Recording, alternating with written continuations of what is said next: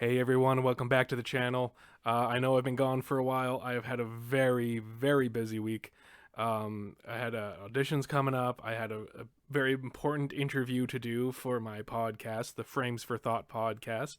You can find it on Apple or Google Podcasts or Spotify. Um, and on top of that, I also had some new work stuff. I got my license. So just like a bunch of stuff, just a very busy, expensive week. But I did have time to watch a movie. I just didn't have really I didn't spend a lot of time on social media because I'm not a big social media guy, so I didn't really post too much about it. But I did last night, and now I'm just going to do a quick review of all the films I saw during that time. It's a pretty big list, bigger than normal, so let's just jump right into it. I'm going to keep it as pithy as possible. So the first film I watched was Phantom of the Paradise. I've watched this one a lot. I think I first saw it on Showcase when I was in high school.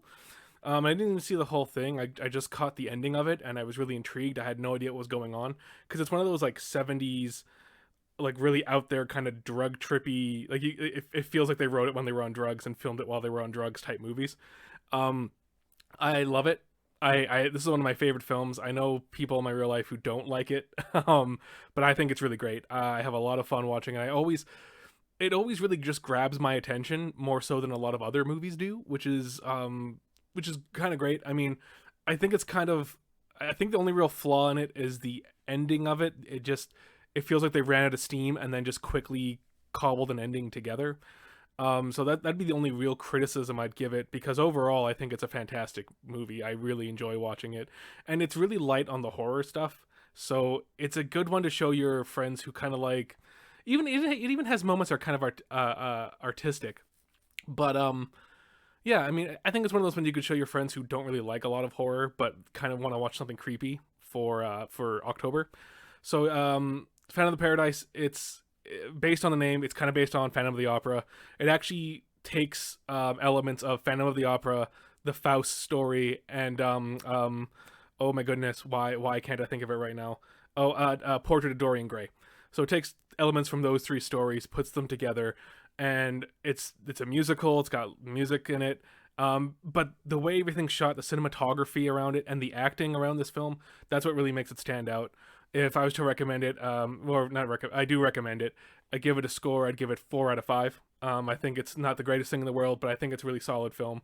And like I said, I watched it all the time, and I learned something new every single time I watched it. This time around, I noticed that in the background of the prison, one of the inmates is the landlord to Charlie and Frank from It's Always Sunny in Philadelphia. I didn't know that until this time watching it, and it was a really nice, happy surprise. So, check it out. It's fun. I think it's worth a watch. Then I watched on Shudder. I watched this movie I never heard of before. It's called Angel. I kind of hate it.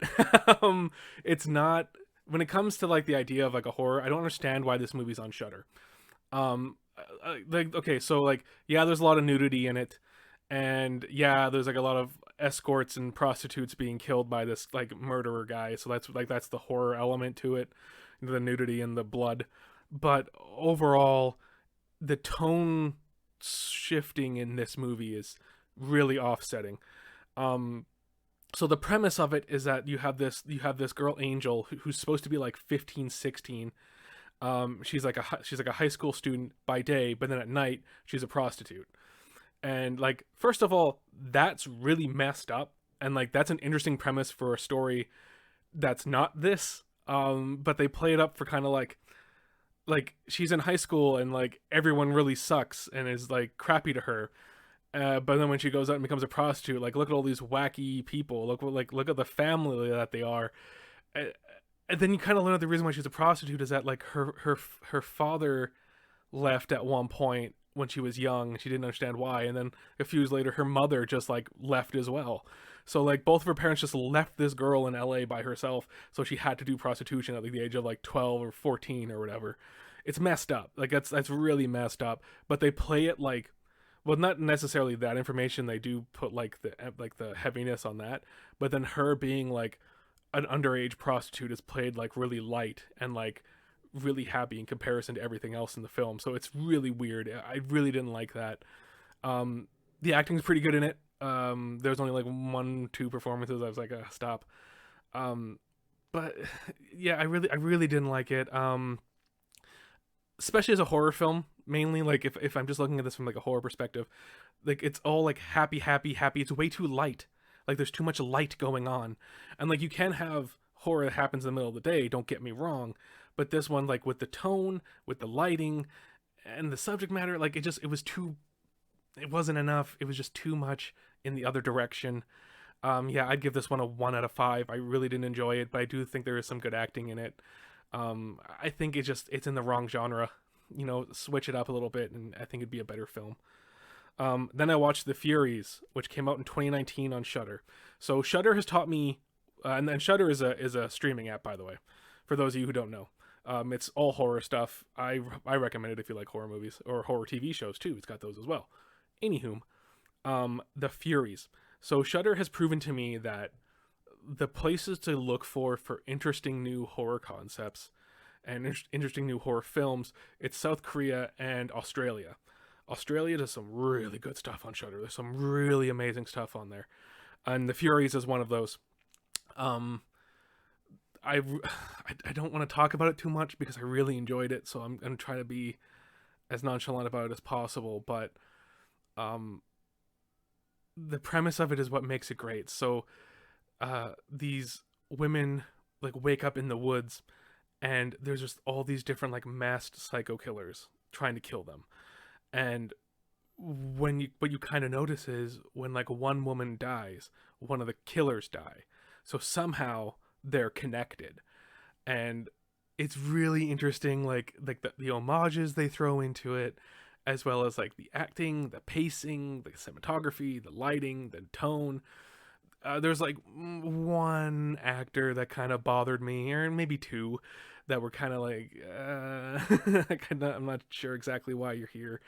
But the lead girl, she's amazing. She's really good at this movie. Like she's really good in this movie. And the conflicts make sense. Everything about the movie makes sense up to a point. You kind of tell at the very beginning of the movie like what the theme or the message is of the film, and it's not one that I like. It's one that you should do. Like, no, I shouldn't say it like that. It's one that you can do in horror, and there's a lot of aspects of horror that lend itself to this theme. And if you ever watch it, you're gonna know exactly what it is from the very first shot of the film. You'll know exactly what the whole movie's about. Um, but it's one of those. But because of this theme, they extend it and add another portion. Like when a movie should end and then it doesn't. It's when it does that again, just to like kind of really hammer it in what this message is. And I hate that. I hate when movies do that. Just end when you're supposed to end. And there was one aspect that didn't make any sense in the world of the film, but overall, I think this film is really great. I'll easily be watching it again. I'm going to give it a 4 out of 5. I think it's great. I think if you have Shudder, you should watch it. Okay, after that, also on Shudder, I watched Pledge Night, which is an extremely boring movie. Came out in the 1990s, and it's about like a fraternity house, and it's haunted. And you hear throughout the entire film as the new pledges are I forget exactly what they call it now, when they have to like do all the gross stuff, and do like all the tests to be part of the fraternity. I forget what it's just pledges, like pledge week, whatever the actual term is for that. So they're doing all that stuff, and throughout the entire film, you're just hearing about like, oh no, they have to stop doing this because that one year that one guy died, and you're like, oh okay, so that's what this is.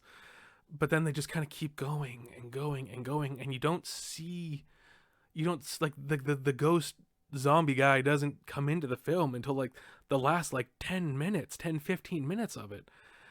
So it's all this build up, and then it's just annoying and crappy. They purposely kick like everyone out of the house, so it's just the pledges and like a few guys. Okay, you got to, that makes sense. But then some of the girls from the oh my goodness, whatever like the sister fraternity, I know it's not a fraternity.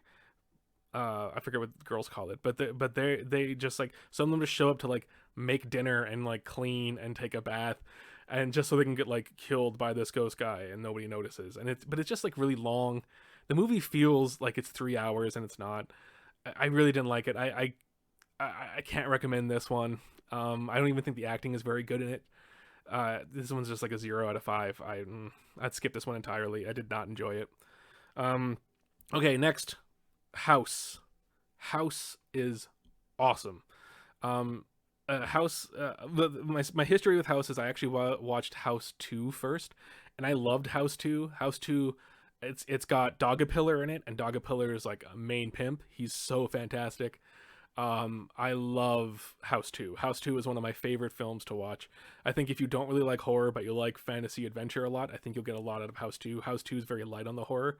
House 1 is a bit heavier on the horror, but because of that, the tones in it shift in such a way that that's like the big theme of this video. I think is like tone is like really important because like House 1 opens with the owner of the house hanging themselves, and it's like it's very serious, it's very like intense, and it's very well shot. But then as the film goes on, it gets goofier and goofier and goofier. But I mean, like I give House 1 a lot of love. It's got its practical effects, which I really enjoy. It's got stop motion in it, which I enjoy. It's it does a lot of imagination in House and House 2, and I think that's the reason why I enjoy the film so much.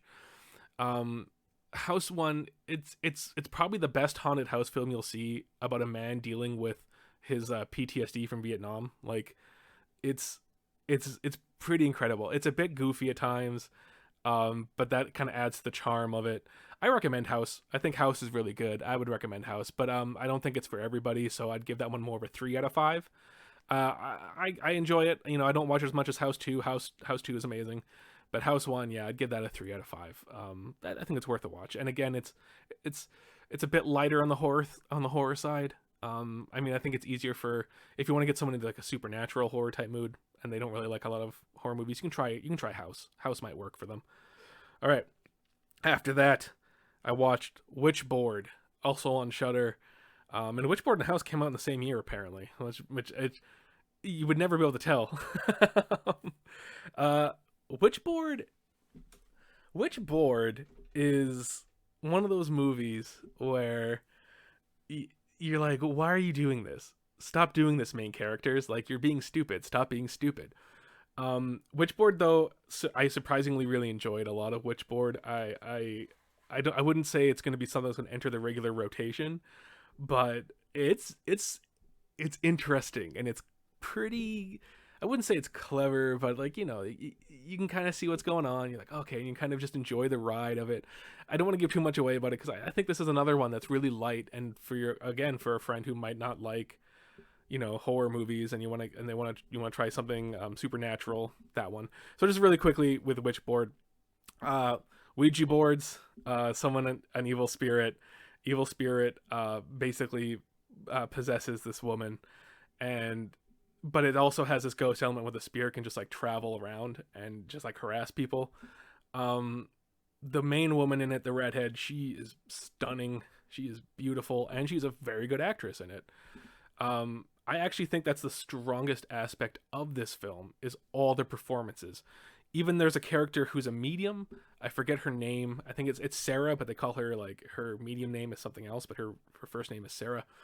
I hated her. I hated her. But I think I was supposed to hate her. I think the actress did a really good job at being a very annoying, very 80s LA woman. So even though I hated it, I hated that character so much, I think her performance was on point. So yeah, I give Witchboard some love. I would recommend Witchboard. Yeah, again, I don't want to say too much because you don't want to give away too much of it. But yeah, it's pretty good. I'd give it a 3. It's another 3. It's not for everybody.